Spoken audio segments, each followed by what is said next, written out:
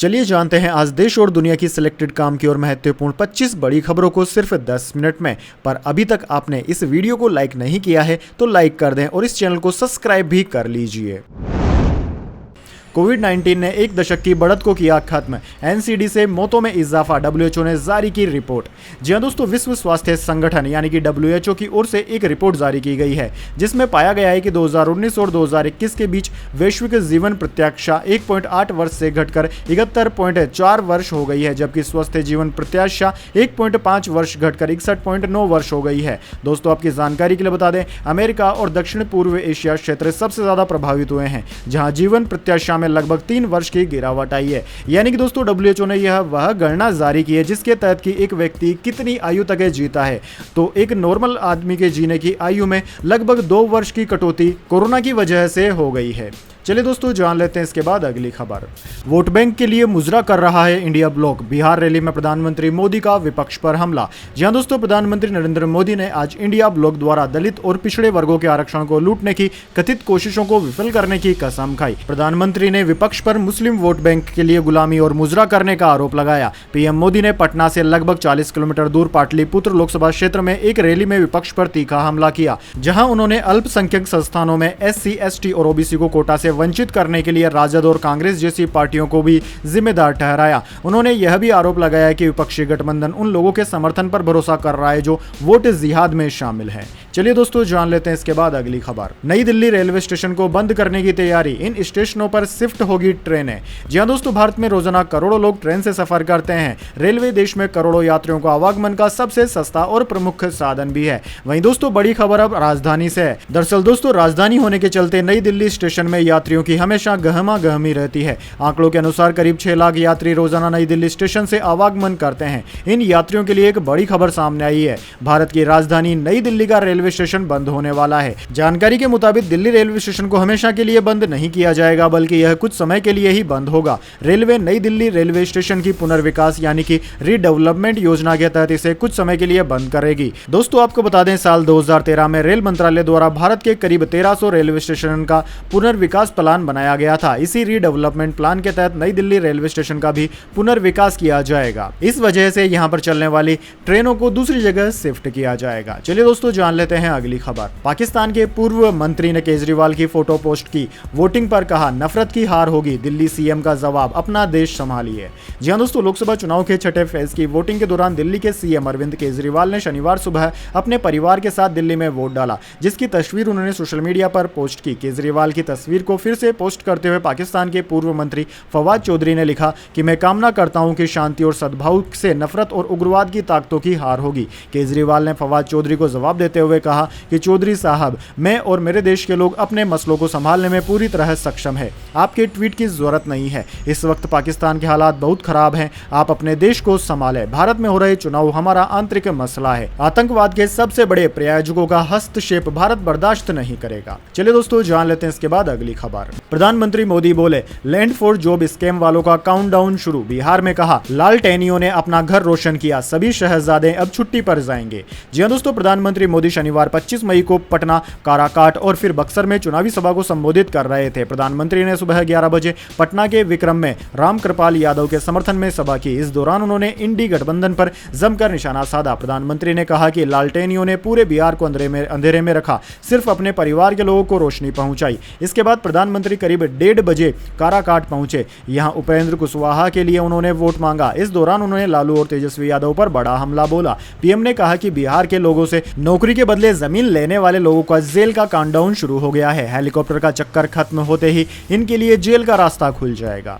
चलिए दोस्तों जान लेते हैं इसके बाद अगली खबर। पुणे पोर्श कार कांड, आरोपी के दादा को 3 दिन की पुलिस हिरासत, ड्राइवर को बंधक बनाने का आरोप। जी हां दोस्तों, महाराष्ट्र के पुणे में हुए पोर्श कार हादसे मामले में नाबालिग आरोपी के पिता विशाल और दादा सुरेंद्र अग्रवाल के खिलाफ तीसरी FIR दर्ज कर ली गई। इसके साथ ही शनिवार की सुबह उन्हें गिरफ्तार भी कर लिया गया। आरोपी के दादा सुरेंद्र अग्रवाल को पुलिस ने कोर्ट में पेश करके 7 दिन की पुलिस हिरासत मांगी थी, लेकिन कोर्ट ने 3 दिन की ही पुलिस कस्टडी दी। 28 मई तक उनको पुलिस हिरासत में रखा जाएगा। वहीं दोस्तों पुलिस ने कोर्ट में बताया कि हादसे की जिम्मेदारी लेने के लिए आरोपी के दादा सुरेंद्र अग्रवाल ने अपने ड्राइवर गंगाराम पर दबाव बनाया था। इतना ही नहीं, उसका अपहरण करके अपने बंगले में कैद करके रखा था। घर के कुछ सीसीटीवी फुटेज बरामद हुए हैं जिससे उनके अपराध की पुष्टि होती है। इससे पहले सुरेंद्र अग्रवाल ने कोर्ट को बताया कि वो हादसे वाले दिन पुणे में नहीं थे, किसी व्यक्तिगत काम से दिल्ली गए थे। उनका इस घटना से कोई लेना देना नहीं है। इस पर पुलिस घर आकर डीवीआर ले गई। पुणे के पुलिस कमिश्नर अमितेश कुमार ने बताया कि ड्राइवर पर हादसे की जिम्मेदारी लेने का दबाव बनाया गया था। उसने अपने पहले बयान में कहा था कि वो कार चला रहा था, लेकिन सबूतों के हिसाब से कार नाबालिग ही चला रहा था। चलिए दोस्तों, जान लेते हैं अगली खबर। राजस्थान रॉयल्स के बैटर पर भड़के सुनील गावस्कर बोले, ऐसे टैलेंट का क्या फायदा अगर अपना दिमाग ही यूज ना करें।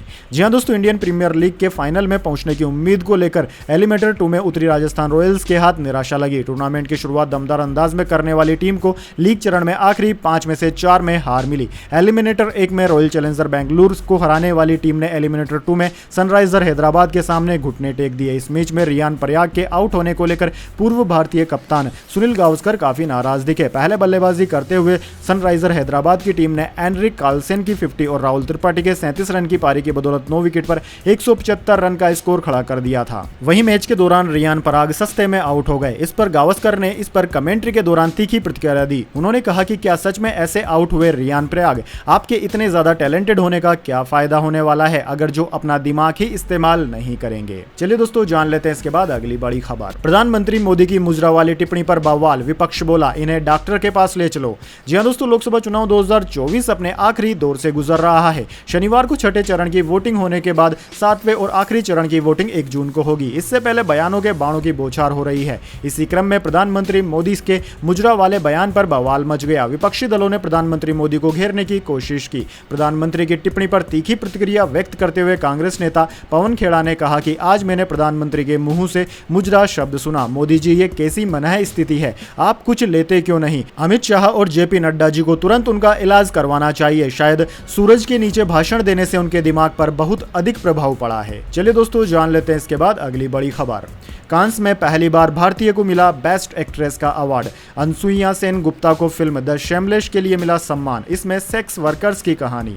जी हां दोस्तों, 77वें कांस फिल्म फेस्टिवल में कोलकाता की रहने वाली एक्ट्रेस अनसुईया सेन गुप्ता ने बेस्ट एक्ट्रेस का अवार्ड अपने नाम किया। अनसुईया को यह अवार्ड अनसर्टेन रिगार्ड सेगमेंट की फिल्म द शेमलेस में उनके परफॉर्मेंस के लिए मिला है। इसके साथ ही वे कांस के इतिहास की पहली भारतीय एक्ट्रेस बन गई है जिन्हें यह अवार्ड मिला है। चलिए दोस्तों, जान लेते हैं अगली खबर। 6 राज्यों में लू का रेड अलर्ट। राजस्थान में 2 दिन में 13 मौतें। देश में 240 गीगावाट पहुंची बिजली की मांग।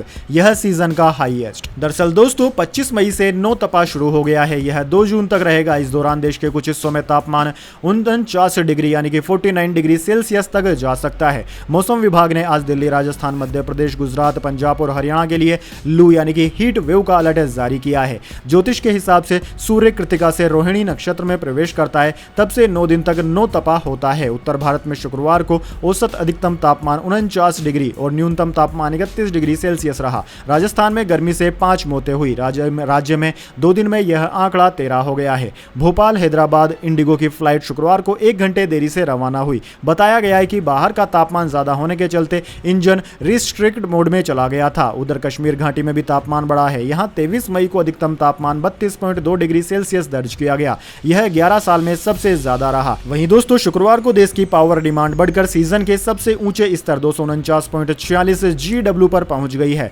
पावर मिनिस्ट्री के डेटा के मुताबिक गुरुवार को पावर डिमांड 236.59 GW थी। चलिए दोस्तों, जान लेते हैं इसके बाद अगली बड़ी खबर। सीएम सिद्धारमैया बोले, प्रज्वल को देवगौड़ा ने विदेश भेजा। परिवार को रेवन्ना के देश छोड़ने की बात पता थी। सबसे बड़ा अपराध रेप है। जी हां दोस्तों, कर्नाटक के सीएम सिद्धारमैया ने कहा कि पूर्व प्रधानमंत्री HD देवगौड़ा के परिवार को पोते सांसद प्रज्वल रेवन्ना के देश छोड़ने की बात पता थी, क्योंकि सेक्स वीडियो और मारपीट के आरोप प्रज्वल से जुड़े हुए हैं। सिद्धारमैया ने कहा कि मुझे लगता है कि देवगौड़ा ने ही प्रज्वल को देश से बाहर भेजा था। क्या प्रज्वल ने अपने परिवार की जानकारी के बिना देश छोड़ दिया? क्या वह बिना किसी को बताए चला गया? उन्होंने कहा कि सेक्स वीडियो वायरल होना मामले का महत्वपूर्ण पहलू नहीं है, सबसे बड़ा अपराध रेप है। इस बात को कमजोर करने के लिए कुमारस्वामी दूसरी बातें बोल रहे हैं। वे deputy CM DK Shivakumar और दूसरे लोगों पर सेक्स वीडियो लीक करने का आरोप लगा रहे हैं।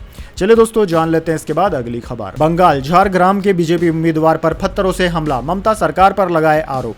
जी हां दोस्तों, पश्चिम बंगाल में आज 8 सीटों पर मतदान हो रहा है। इसी बीच झारग्राम के मोंगला पोटा में बीजेपी नेता और झारग्राम से उम्मीदवार प्रणत डुड्डू पर हमला हो गया। प्रणत पर पत्थरों से हमला हुआ। इस घटना का एक वीडियो भी सामने आया है। इसमें बीजेपी नेता उनके समर्थक भागते हुए नजर आ रहे हैं। उनकी सुरक्षा में तैनात जवानों ने उन्हें घटनास्थल से बड़ी मुश्किल से बचाकर निकाला। प्रणत डुड्डू ने हमले को लेकर ममता सरकार पर आरोप लगाए हैं। चलिए दोस्तों जान लेते हैं अगली खबर। जून में 10 दिन बंद रहेंगे बैंक, 5 रविवार और 2 शनिवार के अलावा अलग अलग जगहों पर 3 दिन कामकाज नहीं होगा।